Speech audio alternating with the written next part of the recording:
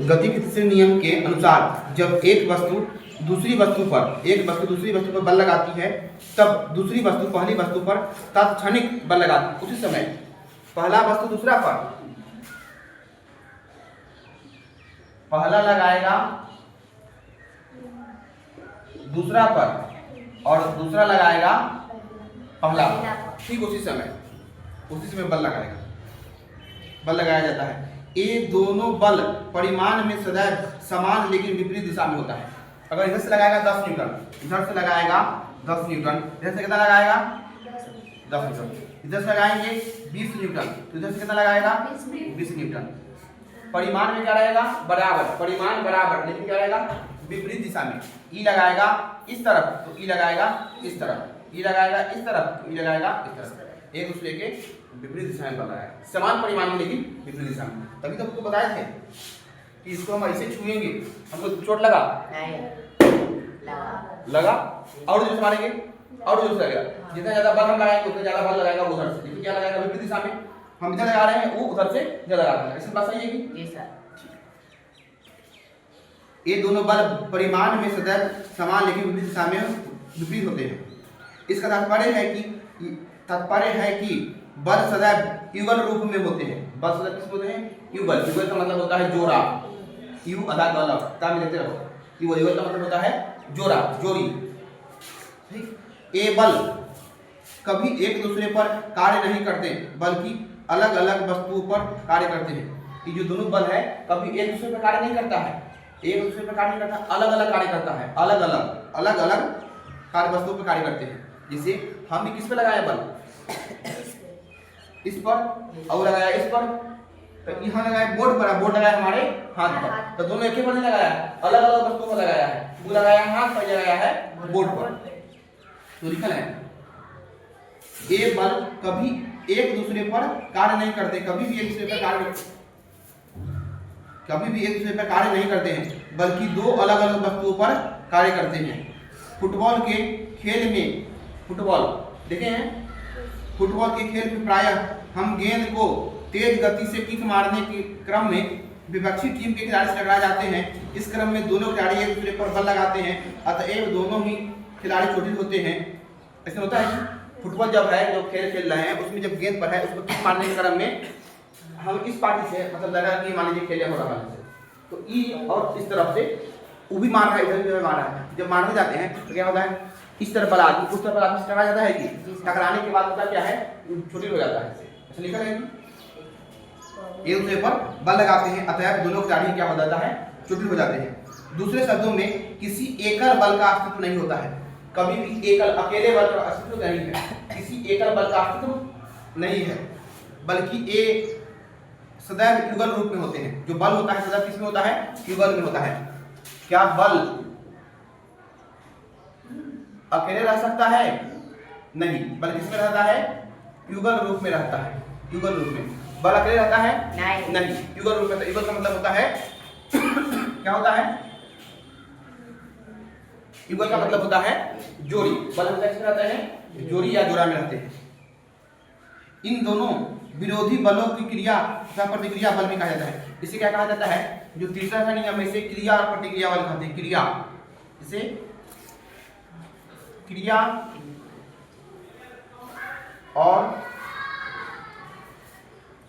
प्रतिक्रिया बल कहते हैं। कौन सा बल कहते हैं इसे क्रिया और प्रतिक्रिया बल कहते हैं। माना कि दो स्प्रिंग तुलाएं एक दूसरे से जुड़ी है। दो स्प्रिंग तुला मतलब होता है वजन नापे वाला, तुला मतलब होता है वजन नापे वाला। स्प्रिंग तुला एक दूसरे से जुड़ी है। जैसा कि चित्र 8.1 में दिखाया देखिए किताब में चित्र 8.1 में दिखाया है। ऐसा नहीं कि गैस खोलने करने जैसे हम उपयोग करते हैं गैस खोलने करने के लिए देखा है, ठीक है। नीचे दर्शाया गया है तुला बी का स्थिर सिरा दीवार से जुड़ा है। तुला जो बी है उसका सिरा किससे जुड़ा है दीवार से जुड़ा हुआ है। देखिए इस तरफ है इस दीवार से जुड़ा हुआ है। तुला ए के मुक्त सिरे पर बल लगाया जाता है। तुला ए के मुक्त सिरे पर बल लगाया जाता है। तब हम पाते हैं कि दोनों तुलाएं एक ही मान दर्शाती है, अर्थात तुला ए द्वारा तुला बी पर प्रयुक्त बल बी के द्वारा तुला ए पर लगाए गए बल की परिमाण समान, परंतु इन दोनों की बलों की दिशाएं विपरीत है, इन दोनों बलों में से कोई एक बल क्रिया और दूसरा बल प्रतिक्रिया कहलाता है। जिसमें कहा है कि एक चूल्हा इस तरफ लगा हुआ है, इस दीवार से जुड़ा हुआ है और एक तरफ है, इस पर आदमी बल लगा रहा है। जितना बल ई चूल्हा दर्शाएगा उतना बल ई चूल्हा भी दर्शा रहा है। सेम टू सेम दोनों चूल्हा बल दर्शा रहा है। तो किस दिशा में दर्शा रहा है? विपरीत दिशा में दर्शा रहा है। इन दोनों बलों में से एक कहलाएगा क्रिया और एक कहलाएगा प्रतिक्रिया। क्रिया और प्रतिक्रिया, क्रिया समझते हैं कि प्रतिक्रिया नहीं। जैसे तुम रोड पर जा रहा है, रोड पर कौन जा रहा है? क्रिस क्यों प्रकाश? क्रिस रोड पर जा रहा है। एक आदमी जा रहा था, क्रिस जा रहा है, एक आदमी के ठक्कर मार दिया। अब बताओ आदमी क्या करेगा? क्रिस क्यों मारेगा? क्रिस जो किया उसको मारा, वो क्या किया? क्रिया किया। और वो जो मारा था क्या हुआ?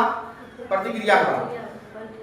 प्रतिक्रिया, क्रिया और प्रतिक्रिया। जैसे हम तुमको कहें क्रिस से कहें क्रिस क्रिस, इसका मतलब क्या हुआ?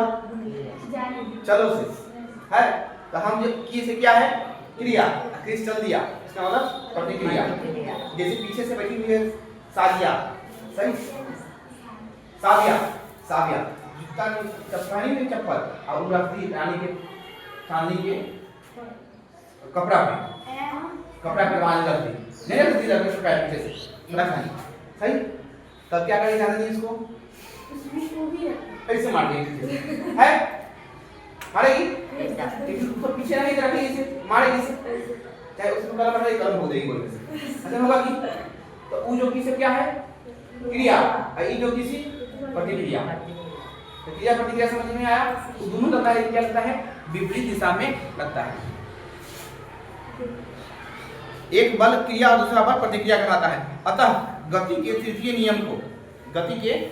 नियम को इस प्रकार भी व्यक्त किया जाता है। किसी भी क्रिया के लिए ठीक उसके समान किंतु विपरीत दिशा में प्रतिक्रिया होता है। किसी भी क्रिया के लिए, किसके लिए? किसी भी क्रिया के लिए ठीक उसके समान किंतु विपरीत दिशा में प्रतिक्रिया होती है। किसी भी क्रिया के लिए ठीक उसके समान लेकिन विपरीत दिशा में क्या होती है? प्रतिक्रिया होती है। विपरीत दिशा में प्रतिक्रिया होती है। यद्यपि यह अवश्य याद रखना चाहिए कि क्रिया और प्रतिक्रिया बल सदैव दो अलग अलग वस्तुओं पर कार्य करते हैं। क्रिया और प्रतिक्रिया बल किस पर कार्य करता है? अलग अलग वस्तुओं पर कार्य करता है कि एक ही वस्तु पर कार्य करता है? अलग अलग वस्तुओं पर कार्य करता है। आगे लिखा है, माना कि आप विश्राम की अवस्था में है। आप किस अवस्था में है? विश्राम, रेस्ट की अवस्था में है और सड़क पर चलना प्रारंभ करते हैं। रुकल है और सड़क पर चलना प्रारंभ करते हैं। द्वितीय नियम के अनुसार इसके लिए बल की आवश्यकता होती है। बात सही है कि चलने के लिए बल की आवश्यकता होती है? बिना बल के हम चल सकते हैं कि नहीं? बल की आवश्यकता होती है जो आपके शरीर में त्वरण उत्पन्न करता है। जो बल होता है क्या करता है? आपके शरीर में त्वरण उत्पन्न करता है। यह कौन सा बल है? यह बल कौन सा बल है? क्या यह पेशीय बल है जो आप सड़क पर लगाते हैं? पेशीय बल, शरीर के अंदर से बल पेशीय बल है जो सड़क पर लगाते हैं। क्या हम यह बल हम उसी दिशा में लगाते हैं जिस दिशा में हम आगे बढ़ते हैं? क्या हम उसी दिशा में लगाते हैं बल जिस दिशा में आगे बढ़ते हैं? नहीं। हम नीचे पृथ्वी की सतह पर को अपने पैरों से पीछे धकेलते हैं। सड़क भी हम आपके पैर में उतना ही बल विपरीत दिशा में लगाते हैं, इसके प्रभाव से आप चल पाते हैं। ऐसे जैसे हम चल रहे हैं, हम किस पर बल लगा रहे हैं?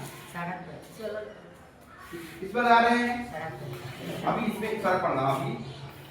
अभी किस पर लगा रहे हैं? पक्का, ठीक है। तो पक्का भी हमारे ऊपर क्या कर रहा है? बल लगा रहा है। इस वजह से क्या हो रहा है? हम चल रहे हैं। आपसे पूछेगा सवाल कि एक रोड है, उस रोड पर बैलगाड़ी चल रहा है, सही है?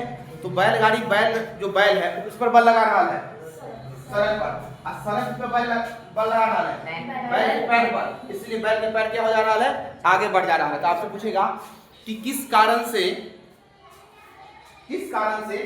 सड़क पर बैलगाड़ी चल रहा है? सड़क पर बल लगाने से कि सड़क से बल लगाने पर पैर पर? सड़क बल लगा रहा है किस पर? पैर पर, तभी क्या हो रहा है? वो चल रहा है।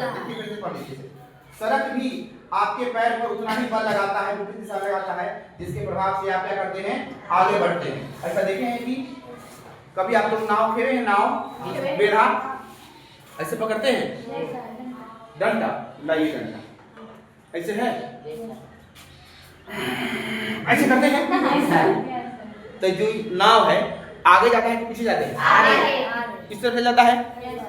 तो बल लगाया पीछे तरफ और जाता किस तरफ है? आगे। इसका उदाहरण देखिए, कभी आप बरसात के मौसम में चप्पल कहीं पहन देते हैं बड़का वाला, ऐसे से चलते हैं, चीम टाम कर दिए, सही। और घरे जाते हैं तो पता चलता है कि सारा कचरा उड़ के आपके बैग पर, आपके पीछे पैर पर, कपड़ा पर खुल बन गया हुआ है। ऐसा होता है कि आप तो आगे तरफ चल रहे हैं, है, लेकिन बल लगा रहे हैं पीछे तरफ। बात सही है कि चाहे कभी कभी जब साइकिल आप हाँकते हैं, साइकिल के पीछे आपके पास मोटर कार नहीं है, साइकिल से जा रहा है, किस वाला साइकिल ले ले, तो पीछे से कचरा उड़ के पड़ जाता है कि पीठी पर, बैक पर, तो वो किस पर के कारण होता है? वो यही तृतीय नियम के कारण होता है, तृतीय गति के। किस नियम से? गति के तृतीय नियम से। पूछे अगर सवाल कि हम जो रोड पर चल रहे हैं कैसे चल रहे हैं? हम इसलिए चल रहे हैं कि पहले हम बल लगाते हैं किस पर?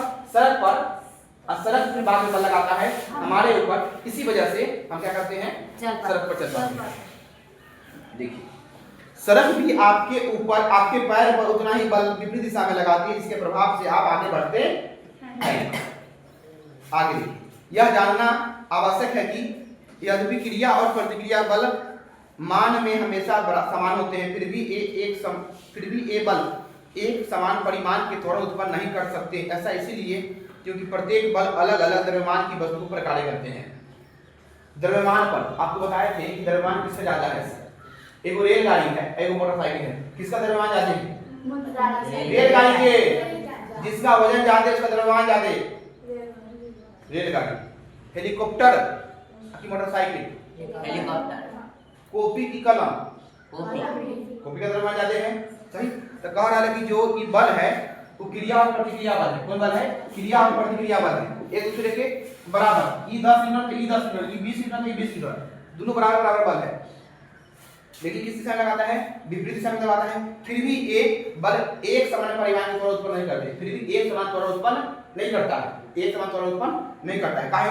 क्योंकि ये बल अलग अलग द्रव्यमान की वस्तु पर लगाते हैं, अलग अलग द्रव्यमान की वस्तु। अब देखिए, हम अपने हाथ से मार रहे हैं बोर्ड पर, ये हो गया, ये रख लो, मार दिए जी सर। तो क्या मेरा हाथ के द्रव्यमान ज्यादा है कि इस बोर्ड का द्रव्यमान ज्यादा है? बोर्ड का। तो जितना त्वरण ई उत्पन्न करेगा उतने ही करेगा। ऐसे एक मुक्का मारे हम, सही, दीवार फाट गया, मान लीजिए, अब बॉडी में लगाती है, एक मुक्का मारे दीवार फाट गया, सही। अब देखिए, अब मारे फिर से एक मुक्का मारे, दीवार नहीं फाटा, जोर से मारे, बताइए हाथ फाटेगा दीवार? तो क्या दीवार कहीं नहीं फटा? इसमें द्रव्यमान ज्यादा है, इसका द्रव्यमान कम है, कमजोर है, मजबूत है। तो कह रहा है कि दोनों क्या कर रहा है? अलग अलग द्रव्यमान अलग अलग त्वरण उत्पन्न करता है। बल तो समान लगा रहा है, इधर से मारे हम 20 न्यूटन, उधर से मारा 20 न्यूटन, बल समान लगा, लेकिन त्वरण दोनों में उत्पन्न ज्यादा करने होगा। ऐसा दिमाग में इसको टूट गया, दिमाग कहेगा नहीं, आप कहेंगे हाँ कि ना? चलिए, तो क्या करता है? प्रत्येक बल अलग अलग द्रव्यमान की वस्तु पर कार्य करते हैं। अगला है, बंदूक से गोली छोड़ने की अवस्था में बंदूक द्वारा गोली पर आगे की ओर एक बल निरूपित होता है। गोली भी बंदूक पर एक समान परंतु विपरीत दिशा में बल लगाती है। इससे बंदूक पीछे की ओर प्रतिक्षेपित होती है, क्योंकि बंदूक का द्रव्यमान गोली के द्रव्यमान से बहुत अधिक होता है। बात सही है कि बंदूक का द्रव्यमान गोली के द्रव्यमान से क्या है? बहुत अधिक होता है। इसीलिए बंदूक का त्वरण गोली के त्वरण से काफी कम होता है। बंदूक का त्वरण गोली के त्वरण से काफी कम होता है। एक नाविक द्वारा नाव से आगे की ओर कूदने की स्थिति में गति के तीसरे नियम को प्रदर्शित करता है। नाविक आगे की ओर कूदता है और नाव पर लगने वाला प्रतिक्रिया बल नाव को पीछे की ओर धकेलता है। ऐसे देखे हैं कि जैसे आप सिनेमा वगैरह देखने में लाइए घंटा कि मान लीजिए हीरो गोली चला रहा है, चला रहा है, सही। अब कभी क्या करती है? गोली दे देती है हीरोइन, सही, ऐसे गोली मारती है, अब गोली चल जाता है इन्हें। ऐसा होता है कि तो क्या होता है कि जो जैसे गोली चलता है तो गोली जितना बल आगे लगाता है ना उतने बल पीछे भी लगाता है। तो देखिए, जब गोली चलाता है बड़का वाला ऐसे रहता है, ऐसे बड़ा गन ऐसे लेकर चलाता है, ऐसे ले जाता है, ऐसे क्या करता है? सिनेमा में साउथ सिनेमा में मारता है, ऐसे मारता रहता है,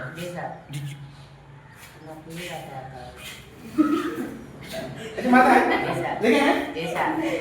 तो वो सिनेमा अलग अलग आता है। ये वाला जो गन है ये करता है उसमें बराबर ऐसा सिनेमा खाली सिनेमा में ही होता है। ऐसा ना होता है कि हाँ ऐसे सिनेमा से नहीं, जब वीडियो वगैरह देखिएगा ना अच्छा ओरिजिनल वाला उसको क्या करता है एकदम ध्यान से गोली मारता है जैसे आर्मी वाला हाँ आप पुष्पराज जी सब कैसे गोली मार देता है सही से गोली उल्टा पड़ जाता है वैसा वाला बात यहाँ पर नहीं है। अब कर लेकिन नाव, जैसे नाव चल रहा है, नाव पर आ रहा है यहाँ पर किनारा है सही, हम यहीं पर से कूद गए नहीं खड़ी तो ये नाव आगे जाएगा पीछे जाएगा, नाव पीछे भाग जाएगा। देखे हैं कैसा तुम लोग कहाँ नाव देख लिया? अच्छा तुम हाँ मतलब तुम कहाँ देखी? अच्छा अभी मुझे लगा अभी उस तरफ तो नाव है नहीं, इसकी तरफ मान लो नदी में नाव है इसमें नाव जाते हैं ना। लोहा होता है कि प्लास्टिक के? लोगों के होता है। कागज का नाव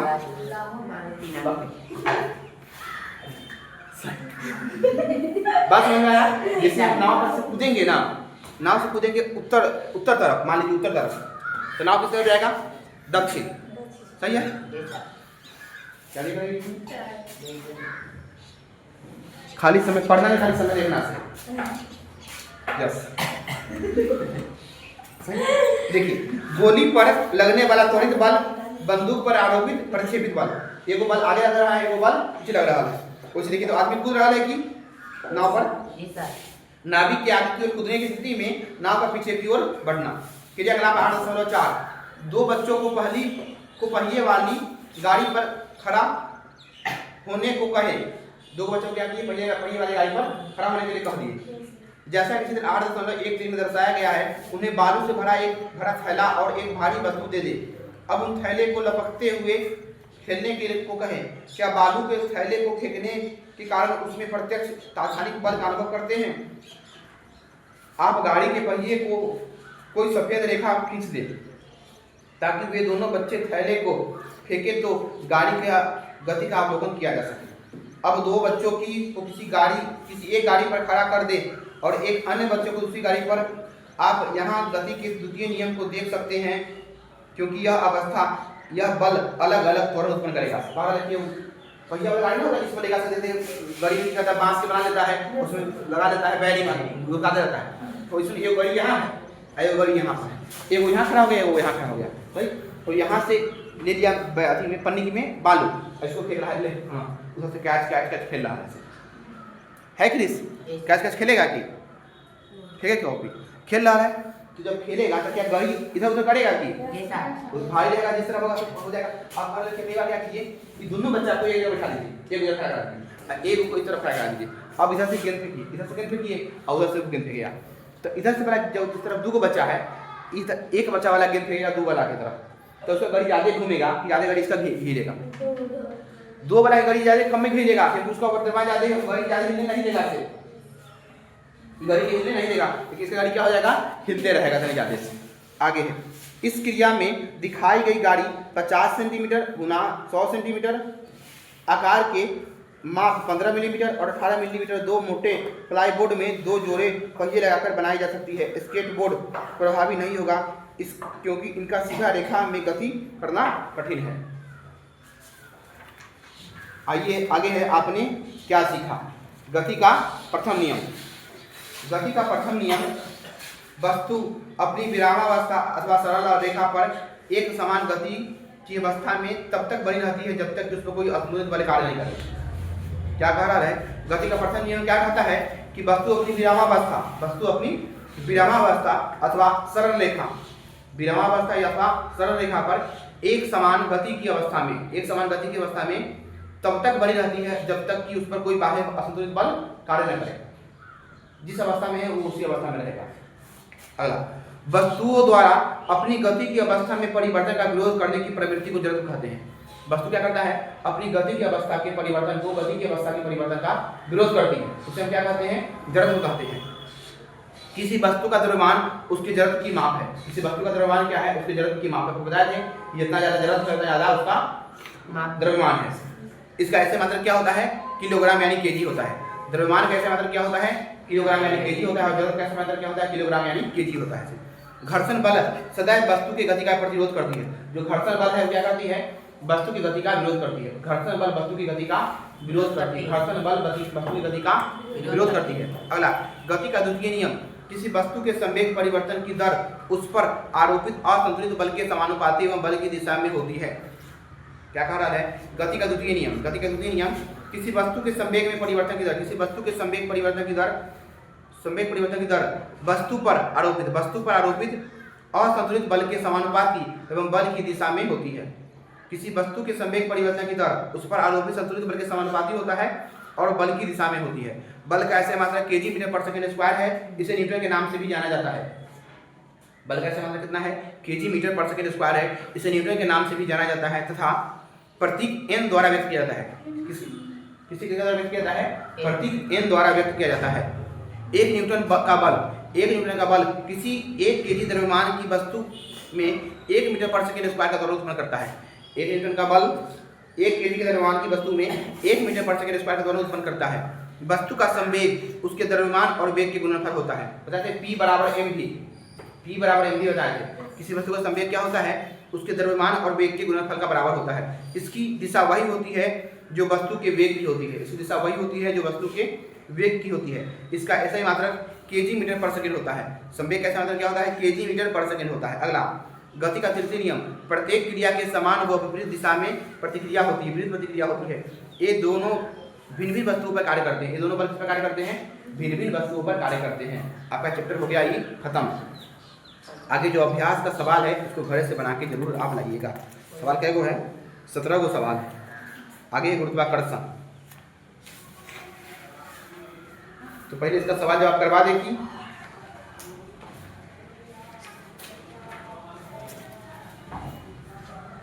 आगे गुरुत्वाकर्षण, फिर कार्य ऊर्जा और फिर ध्वनि है। तो पहले सवाल जवाब करवा दे। बोलो यस या नो? नहीं?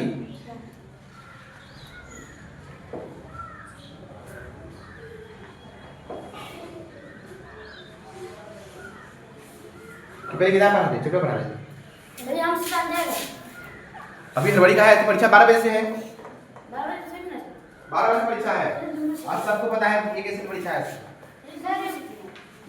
अरे 18 परीक्षा है, ये भी 18 परीक्षा दे रहा है। सही 12 बजे परीक्षा है। सही, तो 10 मिनट छुट्टी हो जाएगा। 10 मिनट छुट्टी करवा देना।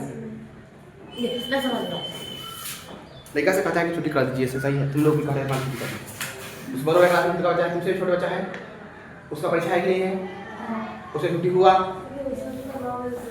तुम्हारा भी 9 बजे से होगा। से सबके बराबर समय से होता है। सही, अब बरकी सबके तब तो उसको भी जाना 9 बजे जाना है।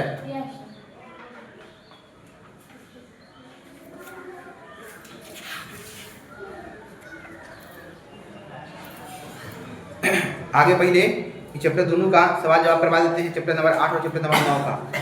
सही है, एक तरफ से पूरा सही।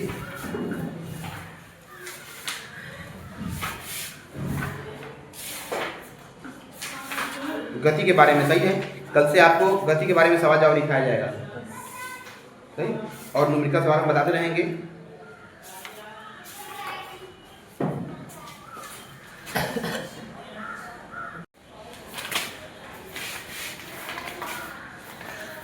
क्या पढ़े थे? पहला 4 बराबर दूरी बटा में समय। दूसरा और क्या पढ़े थे? बोला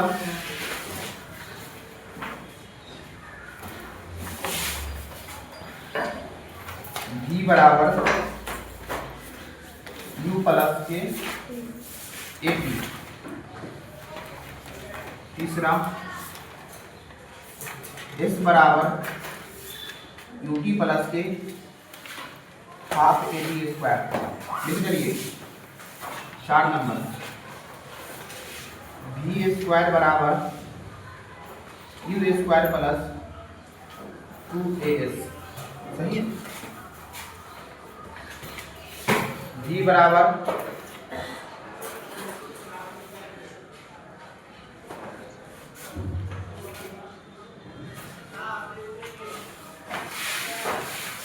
अंतिम वेग, U बराबर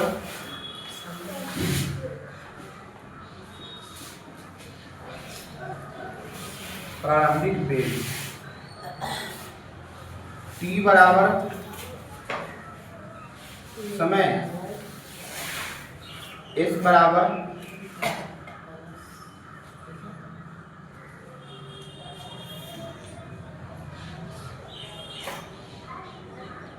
वस्तु द्वारा तय की गई दूरी।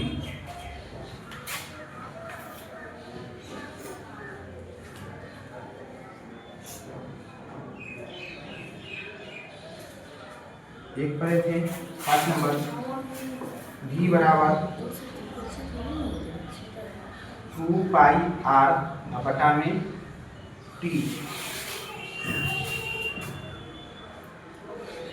पाई बराबर कितना होता है? पाई बराबर होता है 22 बटा में 7।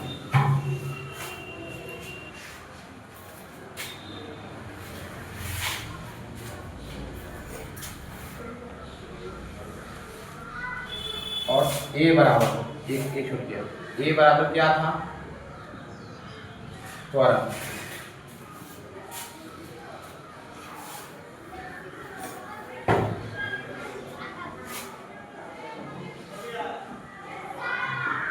वेग बराबर विस्थापन बटा में समय।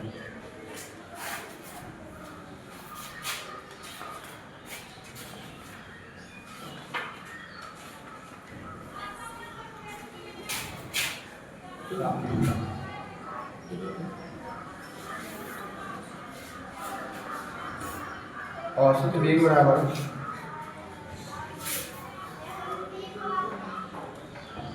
V प्लस U बटा में 2।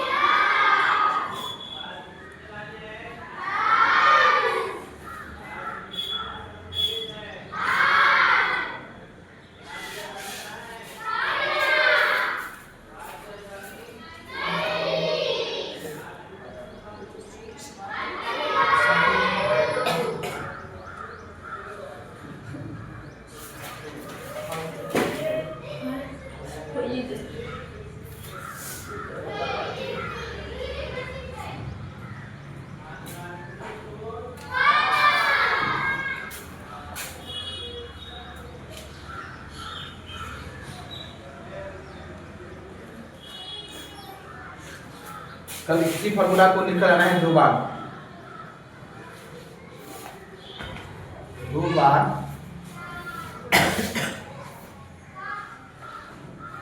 लिखकर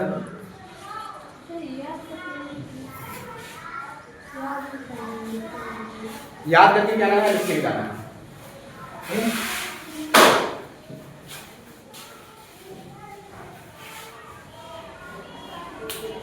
तुम मेरे जैसे को क्या बता रही है? मेरे पास तो एक ही बोर्ड है?